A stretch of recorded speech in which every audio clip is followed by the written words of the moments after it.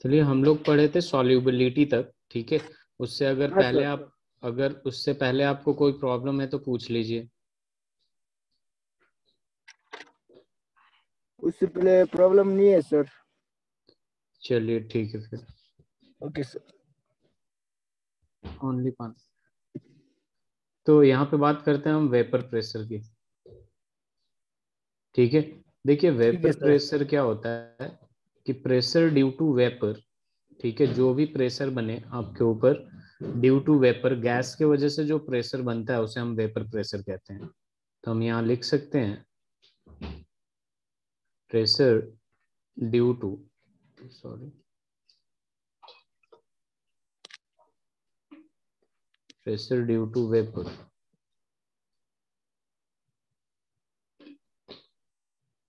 Is called vapour pressure, ठीक है। ठीक है सर। अब देखिए यहाँ पे क्या बात होती है, वेपर प्रेशर की बात होगी।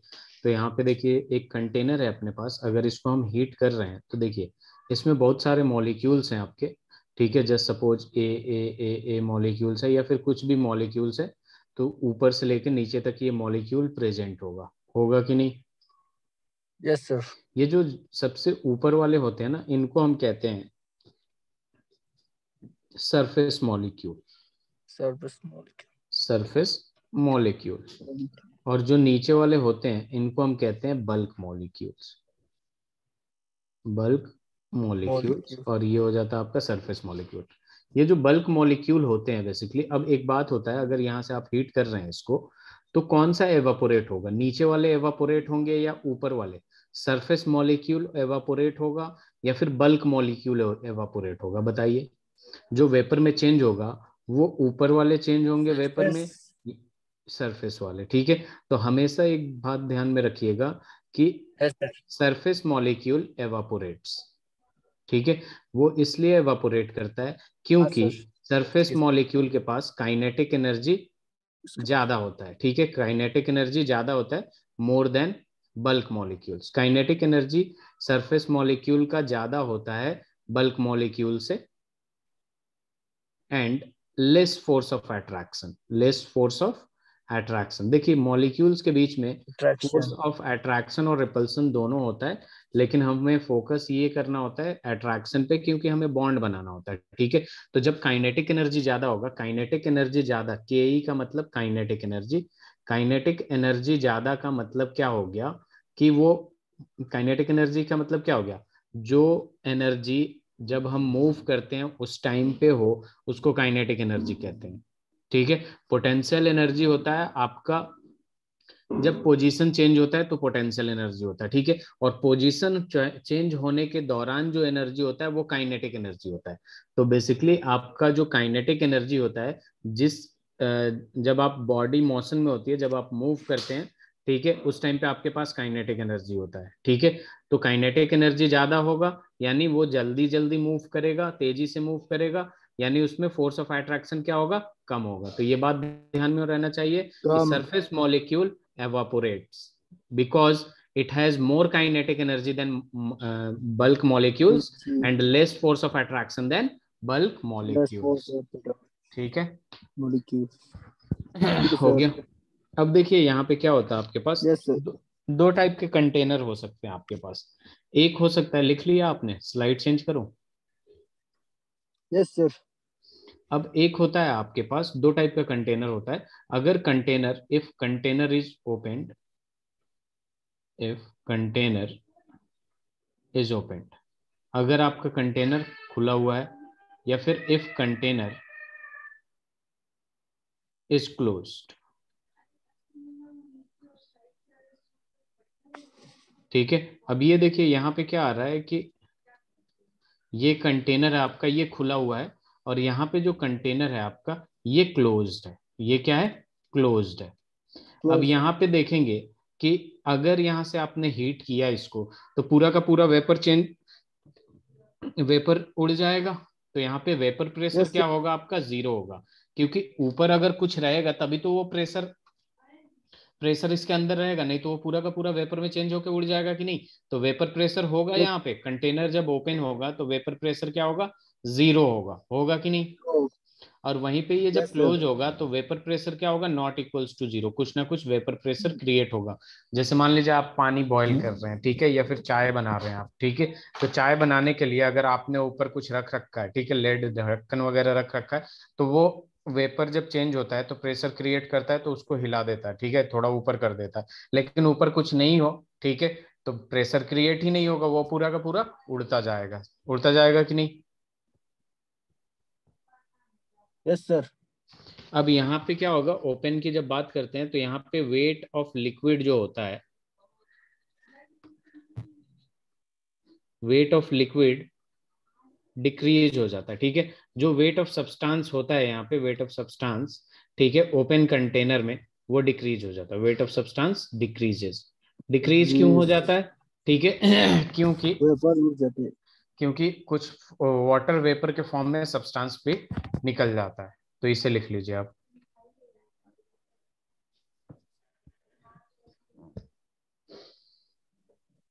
हो गया sir.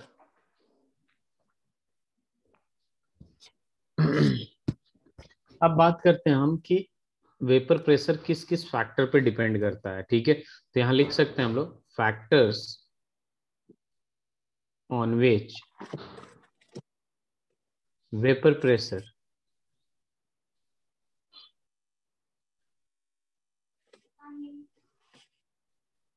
Depends. Factors on which vapour pressure depends की जब बात करते हैं तो यहाँ पे देखिए कौन कौन सा फैक्टर होता है। सबसे पहला फैक्टर हो जाता है, ठीक है, कि सबसे पहला ये होता है कि ये किसी भी शेप और साइज ऑफ कंटेनर पे डिपेंड नहीं करता, तो यहाँ लिख देंगे, it does not confirm. Depend upon shape और साइज ऑफ कंटेनर। शेप और साइज ऑफ कंटेनर पे डिपेंड नहीं करते, ठीक है। दूसरा ये हो जाएगा आपका कि it depends upon nature of substance. It depends upon nature of substance. Substance के नेचर पे डिपेंड करता है, ठीक है। अब यहाँ पे बात आती है नेचर, देखिए कैसा भी आपका शेप और साइज कैसा भी हो कंटेनर का, ये वेपर प्रेशर बनना होगा।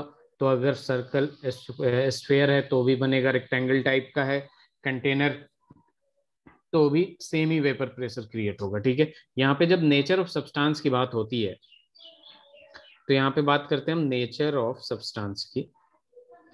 तो ये जो होता है आपका नेचर ऑफ सब्सटेंस, ठीक है, जस्ट सपोज आपके पास है H2O और यहाँ पे C2H5OH, C2H5OH। अब इसमें सवाल ये पूछा जाता है कि किसका वेपर प्रेशर ज्यादा होगा, H2O का वेपर प्रेशर ज्यादा होगा या फिर C2H5OH का वेपर प्रेशर ज्यादा होगा। आपको क्या लग रहा है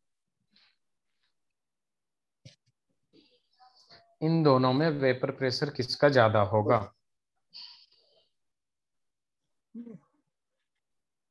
वाटर का sir.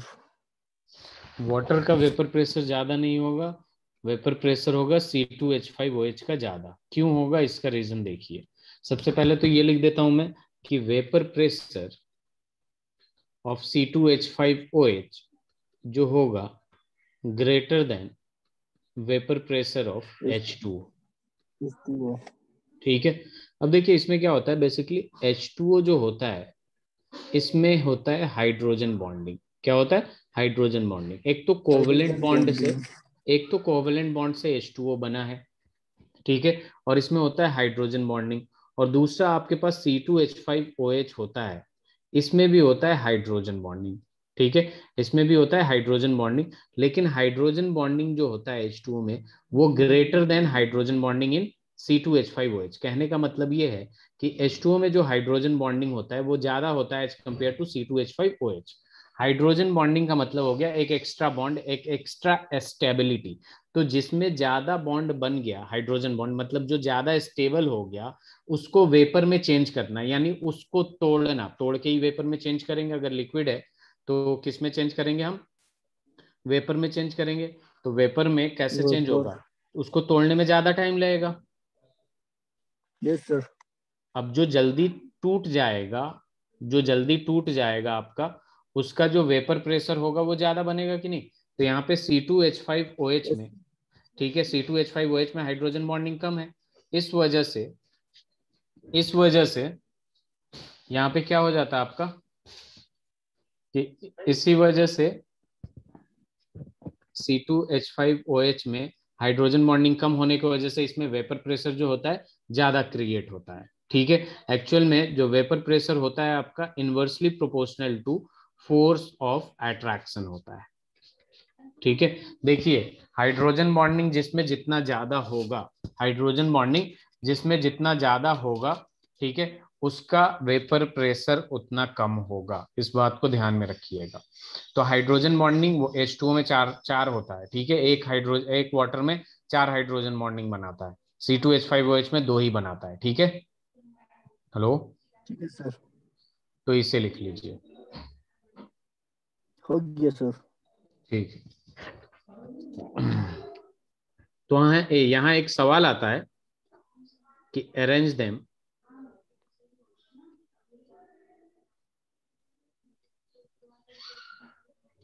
in increasing order of, arrange them in increasing order of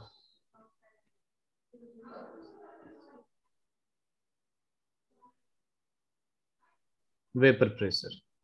सबसे पहला आ जाएगा आपका C2H5OH, दूसरा आ जाएगा आपके पास CH2OH, CH2OH, C आ जाएगा आपके पास CH2OH, CHOH, और यहाँ पे है आपके पास, एक मिनट रुक जाइएगा जरा।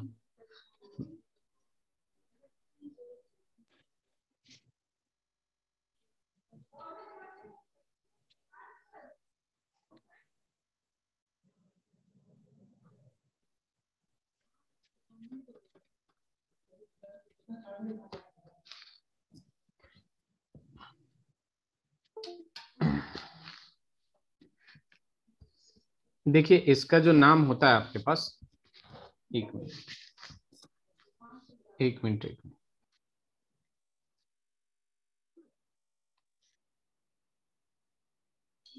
अब देखिए, इसका जो नाम होता है वो होता है आपका,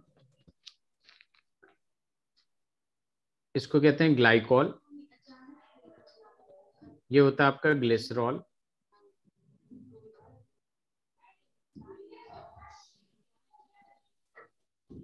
ये होता है इथेनॉल। तो इन तीनों में सबसे ज्यादा वेपर प्रेशर किस में बनेगा? इसको मैं आगे लिख रहा हूँ, ठीक है, यहाँ पे नाम सबका लिख रहा हूँ। ये है आपका C2H5OH, ये है आपका CH2OH, CH2OH, ये है आपका CH2OH, CHOH,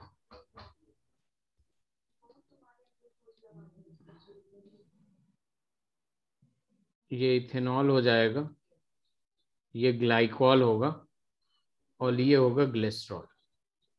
तो इन तीनों में सबसे ज्यादा वेपर प्रेशर में अरेंज करना है, इंक्रीजिंग या डिक्रीजिंग ऑर्डर में, कोई भी बता दीजिए।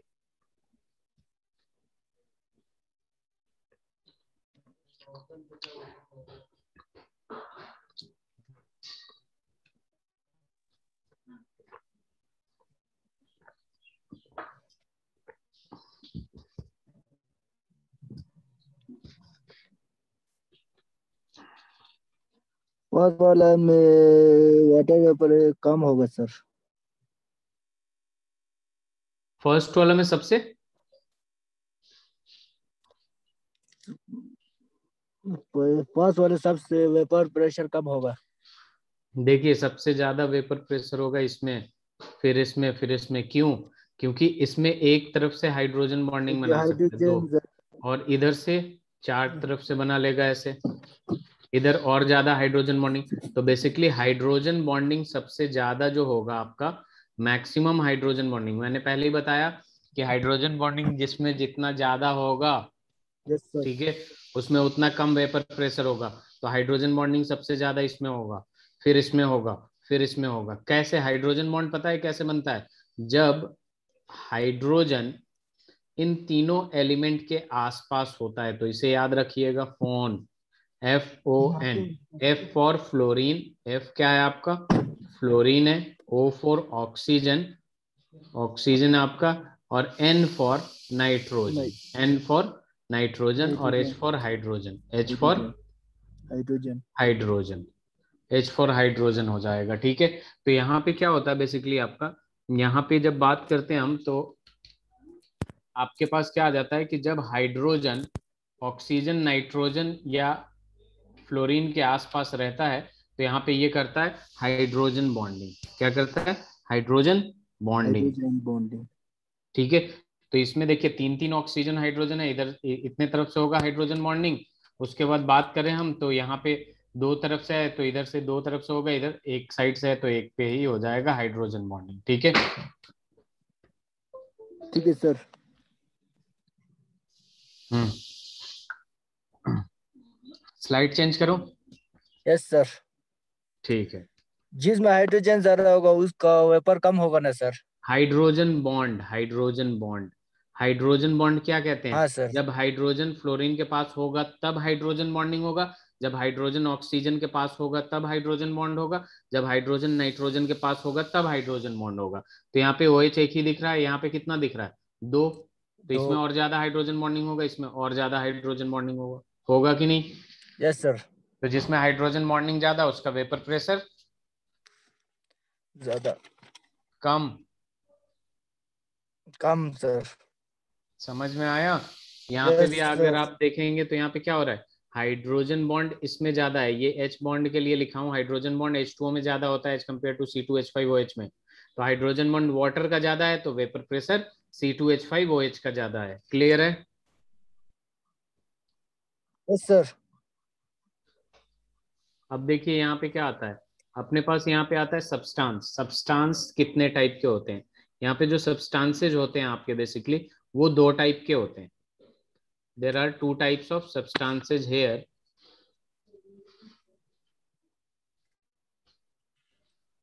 ठीक है, सबसे पहले एक होता है आपका वोलेटाइल, जिसका इजीली वेपर प्रेशर में क्रिएट हो जाए, और एक होता है नॉन वोलेटाइल, जिसका वेपर प्रेशर जीरो होता है। यानी ये जो नॉन वोलेटाइल वाले होते हैं आपके, ये क्या होते हैं, सॉलिड स्टेट में होते हैं। वोलेटाइल की जब बात करें, तो वोलेटाइल में एग्जांपल ले लेते हैं हम लोग। यहाँ पे आ जाएगा आपका H2O, CH3OH, C2H5OH, ठीक है, C6H6 बेंजीन। ये सारे के सारे आपके क्या हैं, वोलेटाइल हैं। क्या हैं? वोलेटाइल है। ठीक है, वोलेटाइल समझ का गए। मतलब यही हो गया आपका कि जो वेपर प्रेशर जो होगा not equals to zero. Not equals का जीरो का मतलब क्या हो गया, कुछ ना कुछ वेपर प्रेशर इसमें क्रिएट करेगा। जबकि नॉन वोलेटाइल की बात करते हैं, तो ये क्या होता है जनरली, किसमें होगा, सॉलिड स्टेट में। यूरिया हो गया आपका, ठीक है, फिर आपके पास फ्रुक्टोज हो गया, ठीक है, फिर आपके पास सुक्रोज हो गया। ये सारे के सारे क्या होते हैं आपके, नॉन वोलेटाइल सॉल्यूट होते, नॉन वोलेटाइल होते हैं। क्या होते हैं? नॉन वोलेटाइल सब्सटेंस होते हैं। अब हम यहाँ पे एक कम इंपॉर्टेंट ग्राफ, वाइलेंसेस। हाँ, अब हम यहाँ पे एक इंपॉर्टेंट ग्राफ प्लॉट करेंगे वेपर प्रेशर और टेम्परेचर के बीच में। तो देखिए, ये वेपर प्रेशर और टेम्परेचर के बीच में जो ग्राफ प्लॉट होता है, वो ऐसे बन के आता है। कैसे बन के आता है? ऐसे बन के आता है। क्लियर है? इससे। Yes sir. ठीक है। तो इसे लिख लीजिएगा, ठीक है। ठीक है सर, लिख लिया सर। चलिए, वेरी गुड। आप स्क्रीनशॉट लेते हैं या लिखते हैं? लिखते हैं sir. Very good, very good. पढ़ाई सही चल रही है आपकी? Yes sir. चलिए, स्लाइड चेंज करूं। Yes sir. अब देखिए अपने पास क्या आ जाता है, अपने पास आ जाता है vapour pressure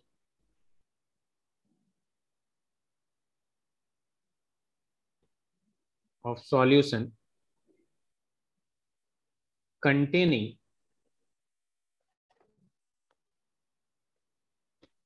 to volatile liquids. Volatile liquids का मतलब क्या हो गया, जो कि इजीली वेपर प्रेशर में चेंज हो जाए।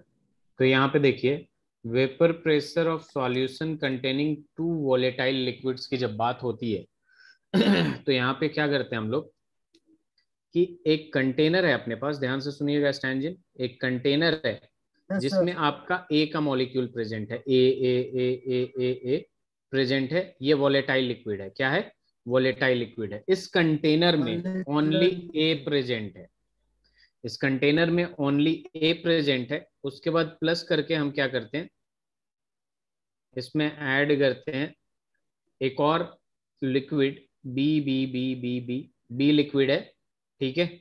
ध्यान दीजिएगा यहाँ पे कौन सा लिक्विड है, बी लिक्विड है। अब इन दोनों को हमने जी एक सर। बड़े से कंटेनर में ऐड किया, इन दोनों को बड़े से कंटेनर में हमने ऐड किया है। अब यहाँ पे क्या कर रहे हैं कि बड़े से कंटेनर की जब बात हो रही है आपकी, तो बड़े से कंटेनर में ए और बी जब दोनों ही प्रेजेंट होंगे, ठीक है, जब दोनों ही प्रेजेंट होंगे तो यहाँ पे क्या हो जाएगा आपके पास, ए बी ऐसे ही ए बी दोनों के दोनों क्या हो जाएंगे, मिक्स हो जाएंगे। ए बी दोनों दोनों क्या होंगे, मिक्स हो जाएंगे। अब देखिए यहाँ पे बात आती है किसकी, कि जब ए अकेला प्रेजेंट होगा तो यहाँ पे इसके प्रेशर, जो वेपर प्रेशर होगा उसको लिखते हैं P not a. Not a लग गया यानी प्योर की बात हो रही है, तो यहाँ पे हम लिख सकते हैं कि vapour pressure of pure liquid A. Pure liquid A कहने का मतलब क्या है कि इस कंटेनर में ओनली ए प्रेजेंट है। क्या प्रेजेंट है, ए प्रेजेंट है। और यहाँ पे बी की जगह क्या लिख सकते हैं, पी नॉट बी लिख सकते हैं। और यहाँ पे क्या होता है आपका, vapour pressure of pure liquid B, vapour pressure of pure liquid B. Liquid B जो है vapour pressure of pure liquid B. Clear है, जब अकेला प्रेजेंट है एक कंटेनर में मतलब प्योर है। और वहीं पे जब दोनों को मिक्स कर दिए, यानी एक कंटेनर में मोर देन वन कंपोनेंट आ गया, सब्सटेंस आ गया, तो यहाँ लिखते हैं ए है तो पी ए का वेपर प्रेशर के लिए पी ए लिखते हैं, और बी के वेपर प्रेशर के लिए पी बी लिखते हैं। तो पी ए का मतलब होता है पार्शियल प्रेशर ऑफ ए। क्या होता है, पार्शियल प्रेशर ऑफ ए। और पीबी का मतलब क्या हो गया आपका, partial pressure of B, partial pressure of B. Clear है, पार्शियल प्रेशर ऑफ बी हो जाएगा। यहां तक क्लियर है आपको, यस सर। Yes sir. ठीक है। ये पी नॉट ए का मतलब क्या हो गया आपका, जब कंटेनर में ओनली बी प्रेजेंट है। पी नॉट ए का मतलब क्या हो गया, जब कंटेनर में ओनली ए प्रेजेंट है, यानी प्योर वेपर प्रेशर की बात हो रही है, ठीक है। ठीक है vapour sir. Pressure of pure liquid है और प्योर लिक्विड बी। यहाँ पे एक नया लॉ आता है जिसको हम कहते हैं रॉल्ड्स लॉ। इसको स्लाइड चेंज करूं, यस सर। तो देखिए यहाँ पे क्या होता है, यहाँ पे बात होती है आपका रॉल्ड्स लॉ की। तो रॉल्ड्स लॉ ने क्या बोला था, इसको सबसे पहले हम लिखते हैं, फिर समझेंगे कि रॉल्ड्स लॉ क्या होता है। रॉल्ड्स law,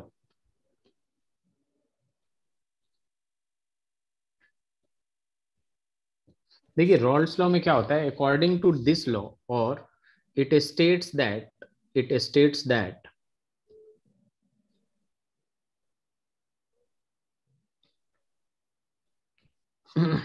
in a solution in a solution the partial vapor pressure of each component, the partial vapor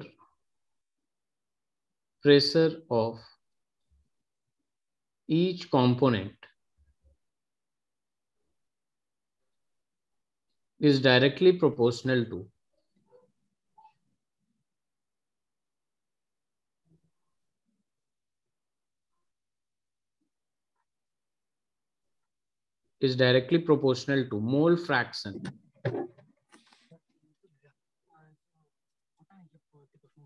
mole fraction of that component, ठीक है। तो यहाँ पे क्या आ जाता है आपका, in a solution the partial vapour pressure of each component is directly proportional to the mole fraction of that component. Clear है, तो देखिए यहाँ पे स्टैंजिन, यस सर। देखिए यहाँ पे क्या होता है,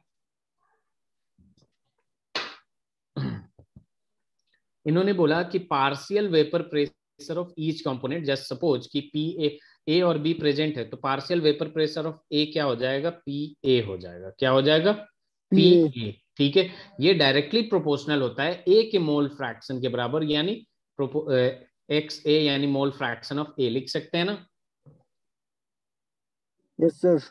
अब इस प्रोपोर्शनलिटी साइन को हटाते हैं हम, तो यहां आता है कांस्टेंट जेटा ए का मतलब मोल फ्रैक्शन ऑफ ए, और ये जो के है आपका कांस्टेंट है। अब इसकी वैल्यू निकालने की कोशिश करेंगे हम लोग। के क्या है आपका, व्हाट इज के, कांस्टेंट है। कांस्टेंट। अब देखिए यहाँ पे क्या करेंगे, इफ ए इज प्योर, अगर ए प्योर है, if A is pure, A is pure का मतलब क्या हो गया कि अकेला ए प्रेजेंट होगा, अकेला ए प्रेजेंट होगा कंटेनर में, तो उसका जो मोल फ्रैक्शन होगा वो भी कितना आएगा, 1 आएगा, क्योंकि ये अकेले प्रेजेंट है, तो मोल्स भी 1 आएगा और मोल फ्रैक्शन भी क्या आएगा, 1 आएगा। क्लियर है। वन। तो हमने यस यहाँ सर। क्या किया, यहाँ पे हमने लिया है let A is pure, let A is pure, तो यहाँ पे वैल्यू रखेंगे अब हम लोग, पी ए, यहाँ पे क्या हो जाएगा आपका, P A is P A. Equal to, P A is equal to हो जाएगा अपने पास, के का तो के ही रखेंगे और जेटा ए की जगह क्या लिख देंगे, 1 लिख देंगे, यानी यहाँ पे P A is equal to K आ गया, आ गया कि नहीं। Yes sir. यस अब सर। यहाँ पे खुद देखिए, मैंने अगर ए को प्योर माना है, मैंने क्या माना है, ए को प्योर माना है, लेट किया हूं ना प्योर, और जब प्योर होता है तो मैंने क्या बताया था आपसे, यहाँ पे नॉट आएगा। नॉट आएगा। ठीक है, तभी तो ये प्योर होगा। यहाँ पे देखिए यस जब सर। ए प्योर था आपका, तो मैंने क्या माना था, P not a vapour pressure of pure liquid है, नॉट। तो यहाँ पे जब हमने लेट कर लिया ए प्योर है, तो पी के का वैल्यू कितना आ गया, यहाँ पे के का वैल्यू कितना आ गया, कांस्टेंट। नहीं नहीं, के इज इक्वल टू क्या है आपका, P not A. P not a, तो के का वैल्यू मैं क्या करूंगा, इसमें सब्सटीट्यूट कर दूंगा, तो P A is equal to K की जगह लिख दूंगा P not A zeta A, P formula हो गया। ठीक है, P not A zeta zeta. A. Clear है, यस सर। लिख लिया आपने। Yes sir. तो यहाँ पे लिख सकते हैं, यहाँ पे कंटेनर में अपने पास ए था, तो P A is equal to एक फॉर्मूला आ गया, P not A zeta A. Container में बी प्रेजेंट था, तो यहाँ पे फॉर्मूला आ जाएगा P naught B zeta B, आ जाएगा बी। कि नहीं। Yes sir. तो इन दोनों को ध्यान में रखिएगा फॉर्मूला। ठीक है, अब देखिए यस यहाँ पे sir. According to Dalton's law, यहाँ पे देखिए ए का अगर निकाल लिया तो बी ऐसे ही लिख दूंगा ना। Yes sir. लिख लिया आपने, स्लाइड चेंज करूं। Yes sir. अब देखिए यहाँ पे क्या होगा अपने पास, कि डेल्टन्स लॉ ने क्या बोला था, डेल्टन्स लॉ ने क्या बोला था कि आपका जो टोटल प्रेशर है वो होता है sum of all partial pressure, sum of all. All partial pressure, sum of all partial pressure.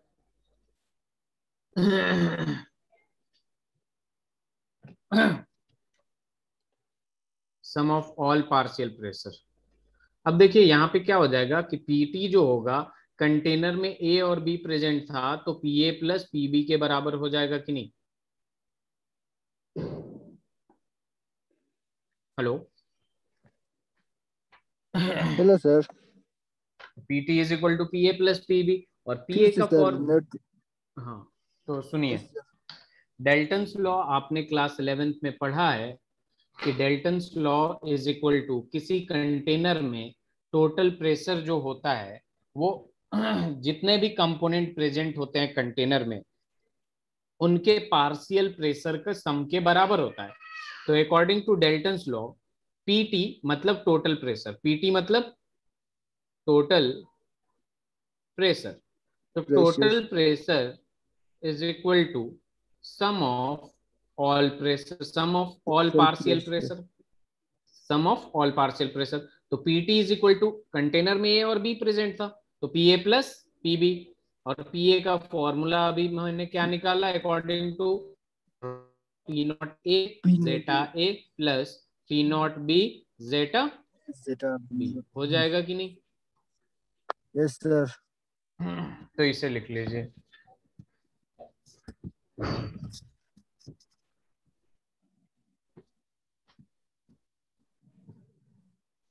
हो गया सर। चलिए आगे बढ़े, क्वेश्चन की यस तरफ सर। बढ़ते हैं। ठीक है, और एक ठीक है क्वेश्चन देता हूं मैं आपको।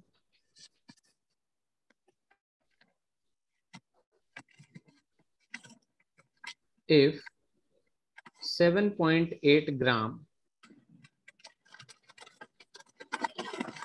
ऑफ बेंजीन, जिसका केमिकल फॉर्मूला होता है C6H6, and 9.2 gram of toluene, इसका केमिकल फॉर्मूला होता है C6H5CH3, are mixed, calculate partial pressure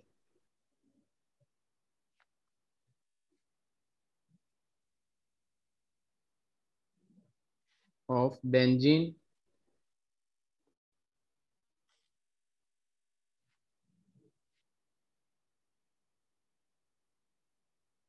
and toluene। उसके बाद आ जाएगा एंड टोटल वेपर प्रेशर भी निकालना है। टोटल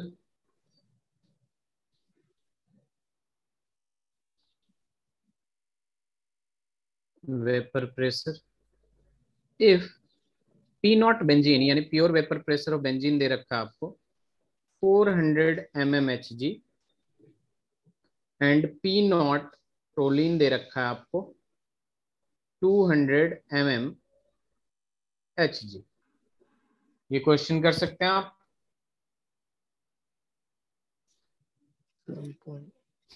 तो जल्दी करके दिखाइए जरा, अगर नहीं हो तो भी बताइए। ठीक है सर।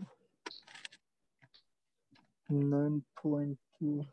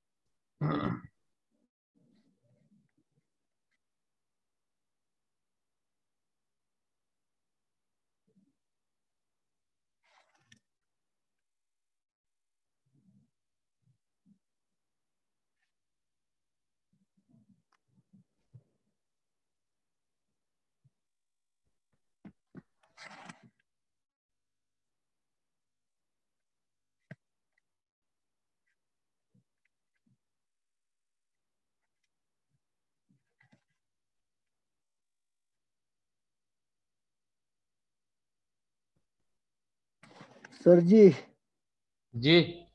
नहीं आया सर। नहीं आया? नहीं आया चलिए सर। देखिए, इसमें जो क्वेश्चन दिया रहा है ना, आराम से देखा करिए क्वेश्चन है क्या। ठीक है। ठीक है सबसे सर। पहले इसमें दे रखा है इफ 7.8 ग्राम ऑफ बेंजीन, इसमें है क्या क्या। बेंजीन है जिसका केमिकल फॉर्मूला ये है, एंड 9.2 ग्राम ऑफ टोलिन जिसका केमिकल फॉर्मूला ये है, आर मिक्स्ड। कैलकुलेट, इन दोनों को मिक्स किया गया। Calculate partial pressure of benzene and toluene and total pressure of, total vapour pressure, और ये दे रखा है। ठीक है। तो एक बात बताइए, यहां से अगर सॉल्यूशन लिखते हैं हम, partial pressure of benzene, partial pressure of benzene की जब बात कर रहे हैं हम, तो यानी पीबी ले लेता हूं मैं, पी और small B. PB is equal to क्या होगा, P naught B into zeta B होगा कि नहीं, according to yes sir. Raoult's law formula तो यही है। ऐसे ही partial pressure of toluene, small T, T for toluene, small T is equal to क्या होगा, इसका pure pressure P naught T into zeta T होगा कि नहीं। यस कोई भी सर। प्रॉब्लम हो पूछ लीजिएगा। ठीक है। अब देखिए यहाँ पे पी नॉट बेंजीन भी गिवन है, पी नॉट बेंजीन यहाँ गिवन है कि नहीं, यस सर। और पी नॉट टॉलिन भी गिवन है ना। Yes sir. अब अपने पास क्या बच रहा है, जेटा बी यानी मोल फ्रैक्शन ऑफ बेंजीन और मोल फ्रैक्शन ऑफ टॉलिन, यही निकालना है टोलिन। बस हमें। तो mole fraction of benzene is equal to क्या हो जाएगा आपके पास, number of moles of benzene upon number of moles of benzene plus number of moles of toluene.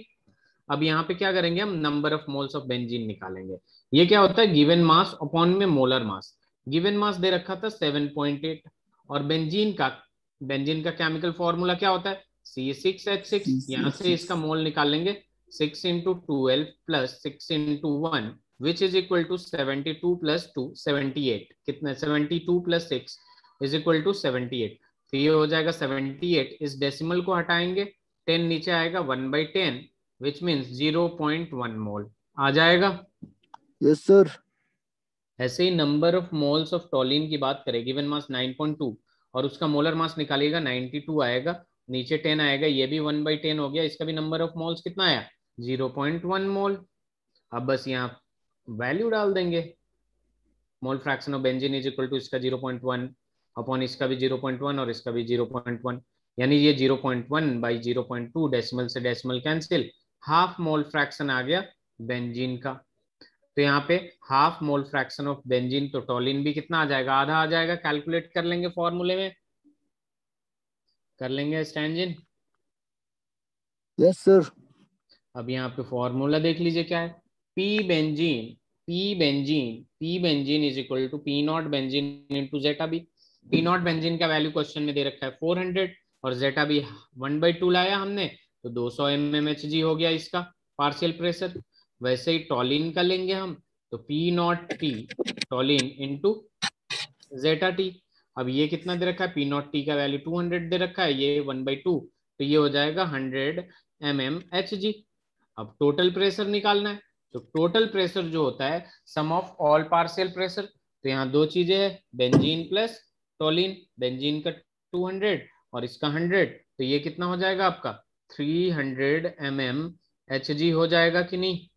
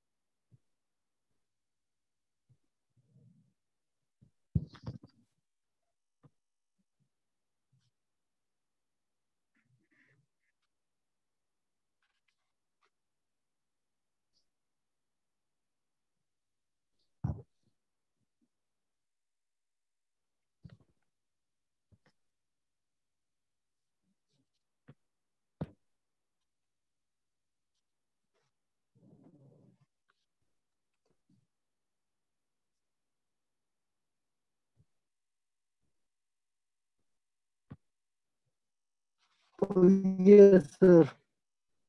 हो गया, स्लाइड चेंज कर रहा हूँ। Okay sir. चलिए एक और क्वेश्चन देते हैं, बहुत ही आसान क्वेश्चन कि आपके पास है यहाँ पे इथेनॉल प्लस मिथेनॉल, ठीक है। यहाँ पे आ जाएगा 3 मोल है इसका, और इसका है आपके पास 1 मोल। और यहाँ पे दे रखा है pure pressure of E for ethanol, दे रखा है आपका 50 mmHg, और एम फॉर मिथेनॉल 40 mmHg। तो हमें जो निकालना है, नीचे ही लिख देता हूं इधर, calculate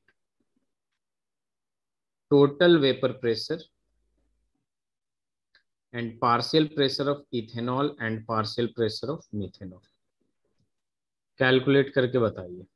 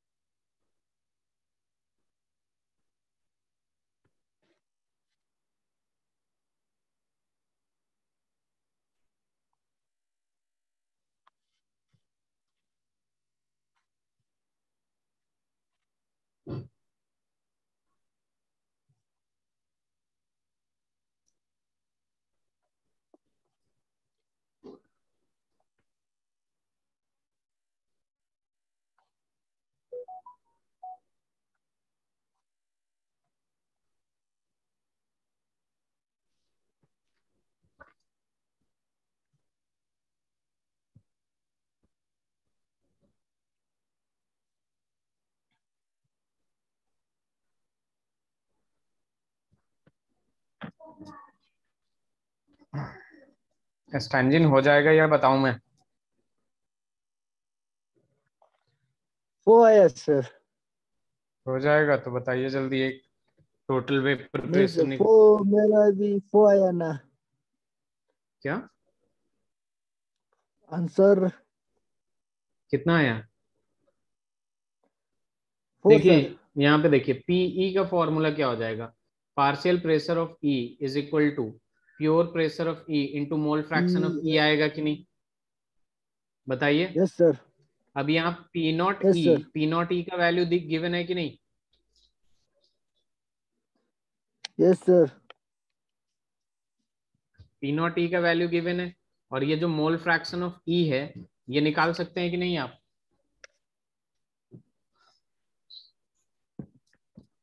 yes sir.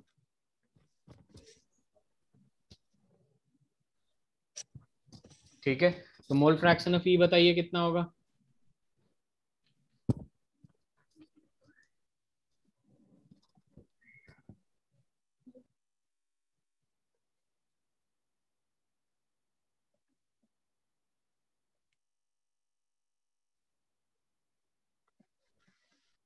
Mole fraction of ई निकाल सकते हैं?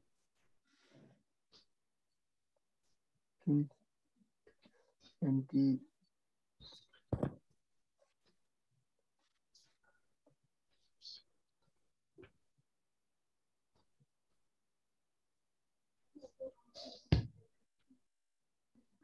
मोल फ्रैक्शन बता दीजिए, अगर नहीं आ रहा है तो बताइए, मैं समझाता हूँ।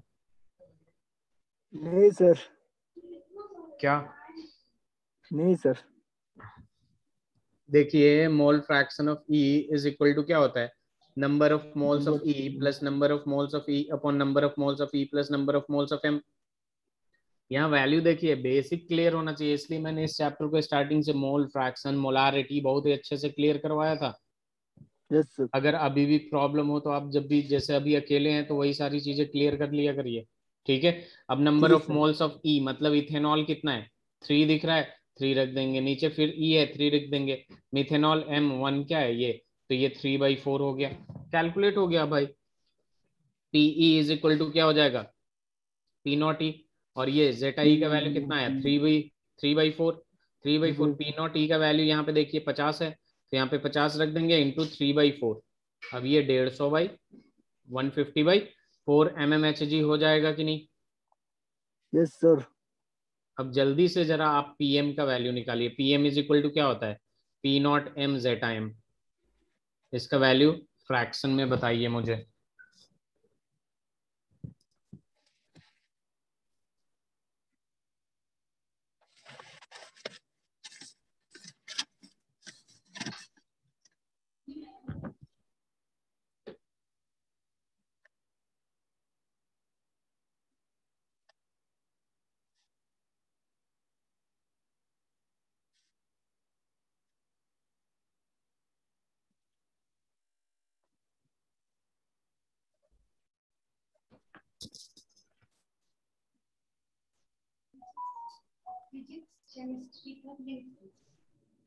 ओनली केमिस्ट्री हो गया, टेंजिन एस्टेंजिन।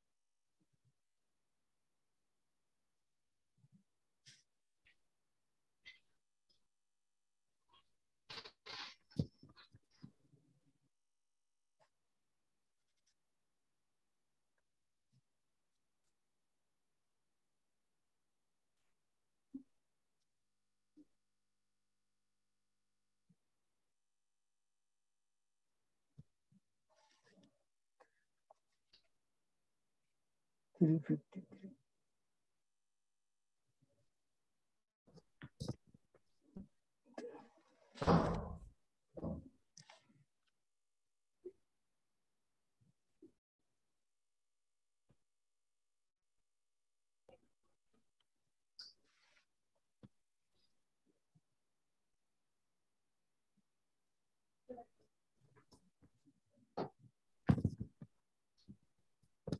स्टैंजिन,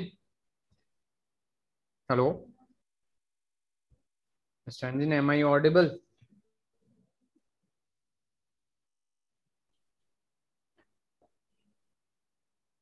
hello hello. चलिए मैं बताता हूँ यहाँ पे। पीएम इज इक्वल टू क्या हो जाएगा, P0 M ZIm। P0 M का वैल्यू क्वेश्चन में दे रखा है 40, और यहाँ पे हम कैलकुलेट कर लेंगे ZIm। ZIm is equal to number of moles of M methanol upon number of moles of methanol plus number of moles of ethanol. इसका वैल्यू कितना आता है 1, प्लस इसका भी 1 था, और number of moles of ethanol का 4 3, तो ये क्या हो जाएगा 1/4। तो यहाँ पे 1/4 से मल्टीप्लाई कर देंगे, और यहाँ पे क्या आ जाएगा आंसर, 10 mmHg आ जाएगा। किसका, पार्शियल प्रेशर ऑफ मिथेनॉल का। अब टोटल वेपर प्रेशर निकालना है, तो partial pressure of methanol plus partial pressure of ethanol. Partial pressure of methanol 10, plus ये था 150/4, तो ये हो जाएगा 40 + 150 अपॉन में 4, which is equal to 190 upon में 4 mmHg हो जाएगा कि नहीं स्टैंजिन। Hello sir. हाँ ये समझ में आया जो मैं अभी कराया। नो सर, नेट थोड़ा स्लो था ना सर का, कुछ भी आवाज नहीं आ रहा है। ये वाला, ये आपको मैंने क्या दिया था, ये सारा समझ में आया, पार्शियल ये आ गया प्रेशर। सर। तो ये वाला देखिए, अब हमें मिथेनॉल का ठीक है सर। पार्शियल प्रेशर निकालना है। तो partial pressure of methanol is equal to P naught M zeta M. P naught M का वैल्यू ये गिवन है आपको, ठीक है, और जेटा एम निकालना है। तो अगले में देखिए, ये फॉर्मूला लगाया हमने, पी नॉट एम का वैल्यू कितना दे रखा था 40, तो 40 लिख दिया मैंने। जेटा एम निकालना है यानी mole fraction of methanol which is equal to number of moles of methanol upon number of moles of methanol plus number of moles of ethanol, ठीक है। तो यहाँ पे 1/1 + 3 1/4 हो गया। 1/4 यहाँ पे वैल्यू पुट कर देंगे, सॉल्व कर दिया, 10 mmHg आ गया, 10 mmHg। अब यहाँ पे total pressure is equal to partial pressure of methanol plus partial pressure of ethanol, दोनों को ऐड किया हमने, तो ये आपको एडिशन के बाद टोटल प्रेशर ऑफ सॉल्यूशन मिल गया 190/4 mmHg। mmHg।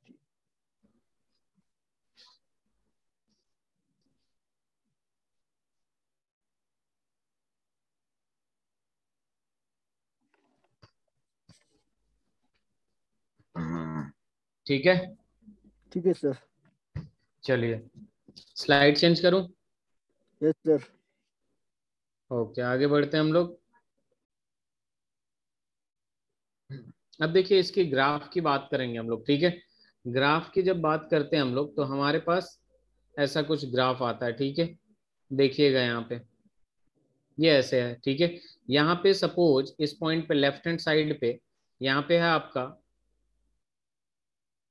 प्योर ए है, तो मोल फ्रैक्शन ऑफ ए जो होगा जब प्योर होगा तो इसका 1 हो जाएगा, और बी का मोल फ्रैक्शन जब बी है ही नहीं तो ये कितना हो जाएगा 0।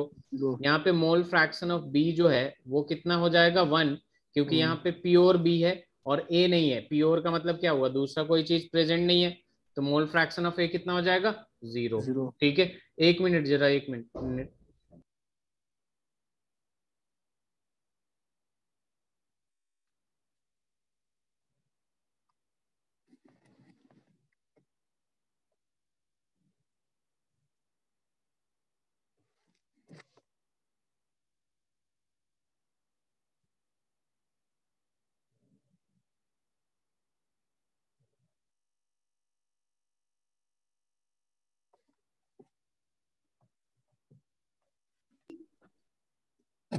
हाँ, हेलो, हेलो सर।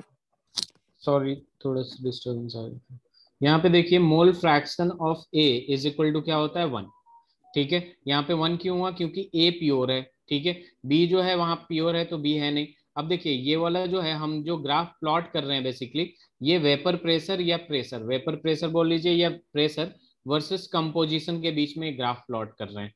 कंपोजिशन बोले तो इधर जो है आपका मोल फ्रैक्शन एक्स एक्सिस पे और वाई एक्सिस पे क्या है वेपर प्रेशर। तो अकॉर्डिंग टू रॉल्स लॉ जो पार्शियल प्रेशर ऑफ ए है directly proportional to mole fraction of A, तो यहाँ पे जो ग्राफ प्लॉट होगा वो सीधा, क्योंकि डायरेक्टली प्रोपोर्शनल है तो सीधे आएगा, वैसे ही इसमें भी क्या हो जाएगा सीधा आ जाएगा, ठीक है। तो यहाँ पे क्या आ जाएगा पी नॉट बी है यहाँ पे, और यहाँ पे क्या है पी नॉट ए, क्योंकि यहाँ पे प्रेशर ए है, वेपर प्रेस मतलब यहाँ पे प्योर ए है तो इसके कोरस्पॉन्डिंग ये वेपर प्रेशर, और यहाँ पे बी प्योर है तो इसके कोरस्पॉन्डिंग ये वेपर प्रेशर। तो ये जो ग्राफ बना है आपका ये वाला, ये है आपका P B is equal to P naught B zeta B का, और ये वाला जो ग्राफ है P A is equal to क्या हो जाएगा पी नॉट ए जेटा ए, ठीक है। और यहाँ पे हम कर देंगे ये सीधे सीधे यहाँ से यहाँ तक, ये जो पी नॉट ए और पी नॉट बी को आपने मिलाया तो ये टोटल प्रेशर होगा P T which is equal to P A plus P B which is equal to P not A zeta A plus P naught B zeta B, ठीक है।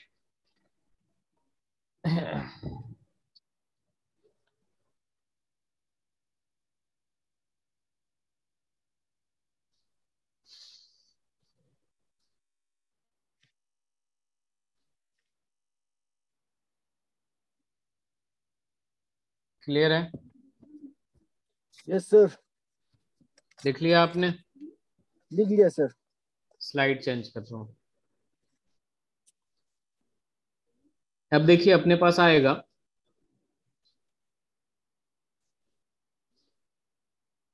Vapour pressure of solution containing non volatile solute,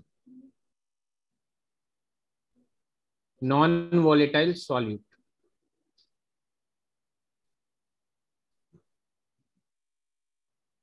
अब देखिए यहाँ पे क्या आ रहा है आपका कि एक कंटेनर है, ये वोलेटाइल है, ए जो है आपका वोलेटाइल है, ए क्या है आपका वोलेटाइल, यहाँ पे ए प्रेजेंट है, ठीक है, ये वोलेटाइल है और इसका प्रेशर जो है आपका पी नॉट ए है। और इसमें हम क्या कर रहे हैं, एक बी सॉल्वेंट को सॉल्यूट को मिला रहे हैं, जो कि आपका क्या है, नॉन वोलेटाइल है, नॉन वोलेटाइल सॉल्यूट, सॉरी। क्या है आपका नॉन वोलेटाइल सॉल्यूट। इन दोनों को हमने क्या किया, एक बड़े कंटेनर में मिलाया, ठीक है। यहाँ जब बड़े कंटेनर में मिलाएंगे तो B A B A B ऐसे ही बहुत सारे मॉलिक्यूल्स मिल जाएंगे, ठीक है। अब यहाँ पे जो ए का प्रेशर है वो हो जाएगा पी ए, ठीक है, यानी पार्शियल प्रेशर ऑफ ए। और यहाँ पे जब बी की बात होगी तो यहाँ पे बी के पास आपका जो वेपर प्रेशर होगा वो जीरो होगा, क्यों, क्योंकि ये नॉन वोलेटाइल सॉल्यूट है, क्या है, नॉन वोलेटाइल सॉल्यूट। तो यहाँ सॉरी। पे एक सवाल आता है आपका कि जब ए प्योर था, ठीक है, तो पी नॉट ए कह रहे थे, जब ए प्योर था, जब बी आपने उसमें मिलाया, तो क्या ये P not A is equal to P A होगा, या फिर P not A greater than P A होगा, या फिर पी नॉट ए जो होगा वो लेस देन पी ए होगा, या फिर नन ऑफ दिस होगा।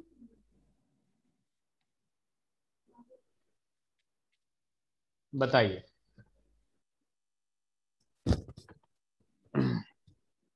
पी-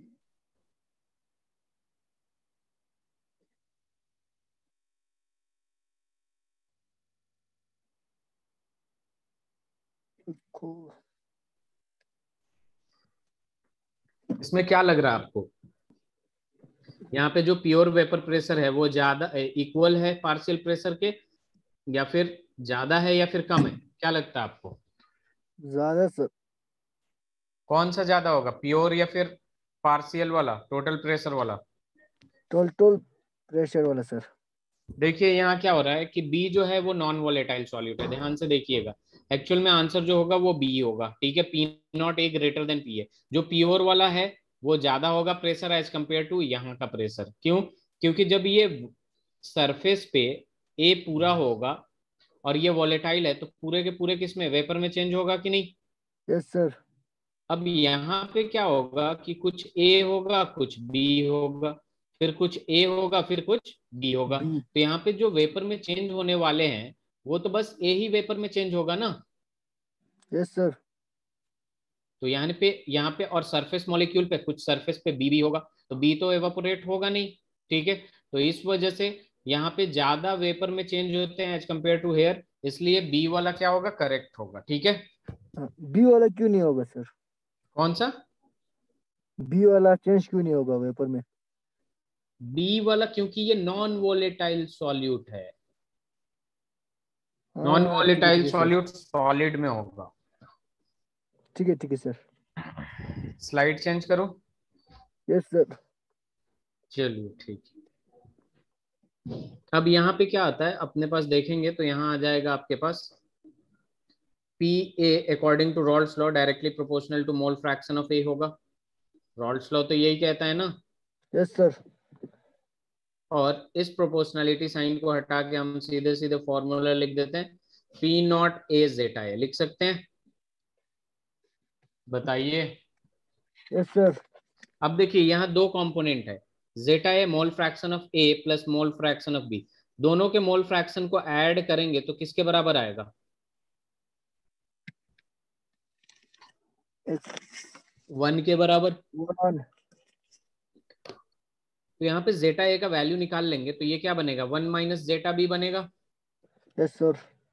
अब जेटा ए का वैल्यू यहाँ रखेंगे तो ये क्या हो जाएगा, P not A into one minus zeta B, और ये हो जाएगा पी ए, हो जाएगा। Yes sir. अब ये पी नॉट ए को मैं क्या किया, इसमें अंदर मल्टीप्लाई कर दिया, पी नॉट ए माइनस यहाँ आ जाएगा, वन से मल्टीप्लाई हुआ तो, और फिर जेटा बी से मल्टीप्लाई होगा तो ये हो जाएगा, हो जाएगा। Yes sir. अब मैं इस वाले टर्म को लेफ्ट हैंड साइड में ला रहा हूं, तो P not A zeta B is equal to हो जाएगा आपका P not A minus P A.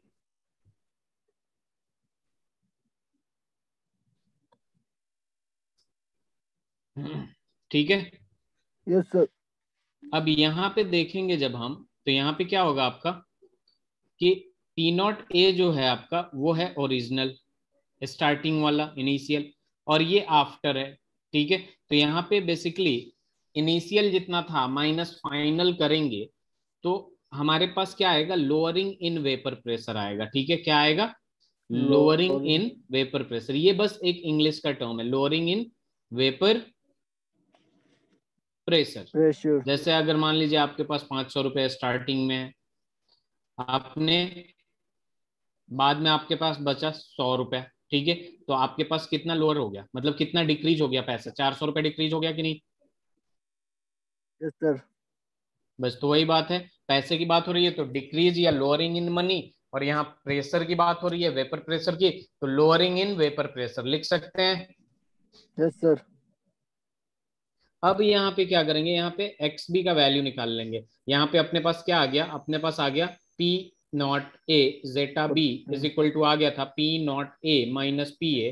तो जेटा बी यानी मोल फ्रैक्शन ऑफ बी यानी solute is equal to P not A minus P A upon में क्या आ जाएगा, पी नॉट ए आ जाएगा। आ जाएगा कि नहीं। Yes sir. तो इसको हम कहते हैं relative lowering in vapour pressure. Relative lowering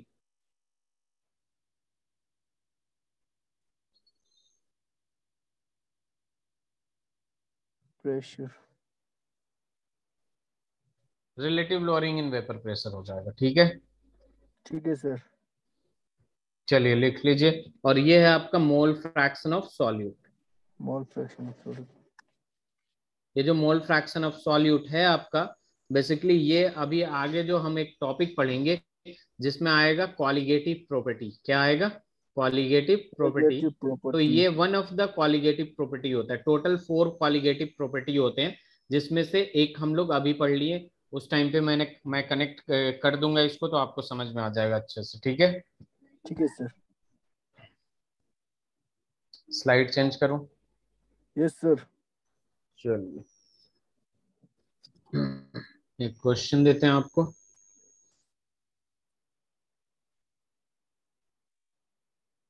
अपने पास है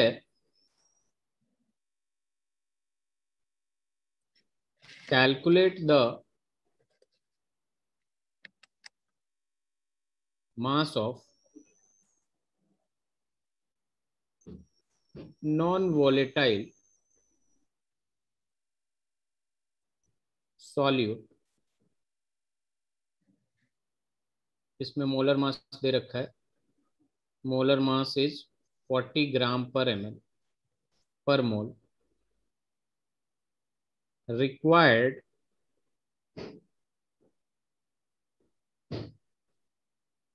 to be dissolve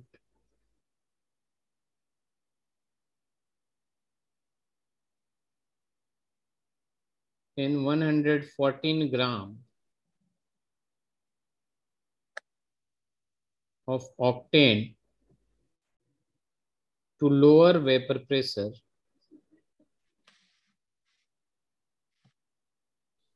of 40 to lower vapor pressure to 80%। 80% lower कर रहा है वेपर प्रेशर।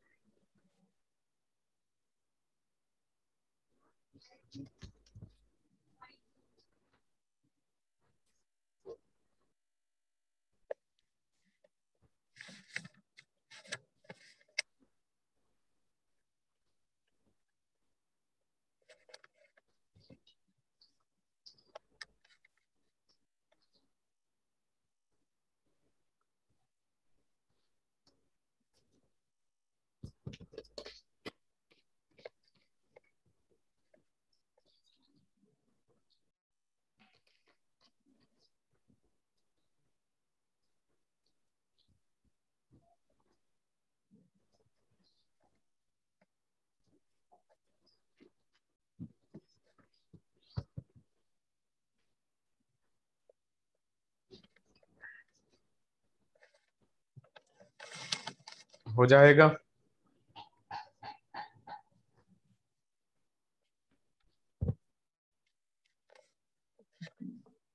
स्टैंजिन नहीं हो रहे सर। इधर देखिए, इसमें कुछ नहीं दे रखा है, इसलिए पर्टिकुलर देखिए यहाँ पे क्या है, जो कुछ भी दे रखा है, सिर्फ molar mass of non volatile solute निकालना है, यानी ये वाला फॉर्मूला अप्लाई करना है।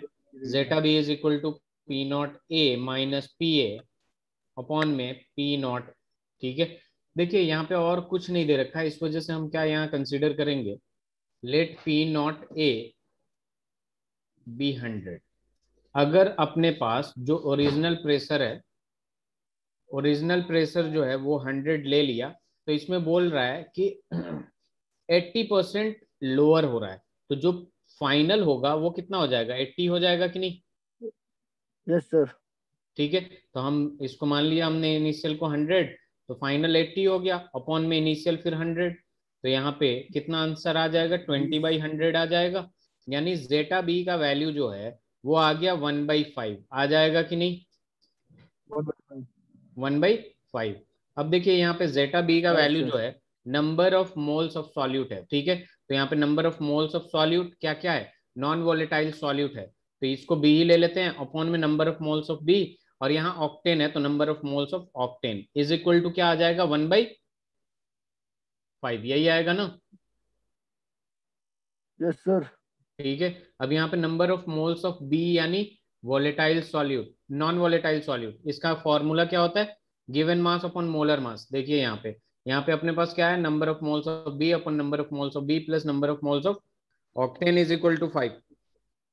Given mass upon molar mass, given mass तो इसका निकालना है, मोलर मास क्वेश्चन में 40 दे रखा था, फिर से m/40 प्लस में यहाँ पे गिवन मास कितना है, 114 है, और ऑक्टेन, 140। ऑक्टेन का फॉर्मूला क्या होगा, C8H18 होगा। यहाँ पे कैलकुलेट करेंगे मोलर मास, तो हमारे पास क्या आएगा, 12 इंटू 8 प्लस 18, 18। तो 96 प्लस 18 जो करेंगे 18। हम, 96 प्लस 18 कितना होगा, 114। तो यहाँ पे लिख देंगे हम सीधे सीधे 114। अब बस कैंसल। इसे सॉल्व कर लीजिए। ठीक है, m/40 ऊपर है, m/40 नीचे है, तो m/40 और यहाँ पे आ जाएगा +1, क्योंकि ये दोनों के दोनों क्या हो जाएगा, कैंसिल, और यहाँ कैंसल। पे आ जाएगा 1/5। ठीक है, तो इसको सॉल्व कर सकते हैं ना। Yes sir. चलिए, तो यहाँ पे m निकाल लीजिएगा आप।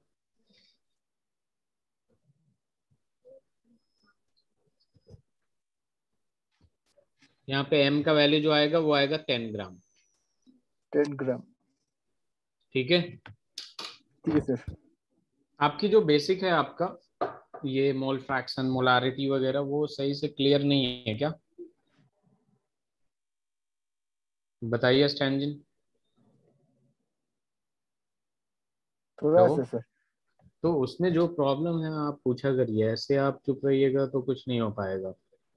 ठीक है आपको सर। ही प्रॉब्लम होगा। ठीक है, कहीं भी प्रॉब्लम हो, कोई भी ठीक है क्लास सर। स्टार्ट होते ही आप पूछा करिए। ठीक है, ठीक है सर। और कोई प्रॉब्लम।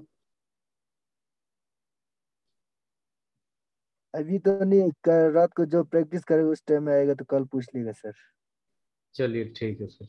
ठीक है सर। ओके। दूसरा नहीं आएगा सर। कौन, जयशीपुर के ताश, वो लोग। नहीं ताशी आएगा, अभी तो मतलब आज उनकी नेट बहुत वीक थी इसलिए नहीं आया हूँ। ठीक है सर। हाँ, चलिए ठीक ठीक है सर, प्रॉब्लम होगा तो नेक्स्ट क्लास में पूछ लेगा सर। है।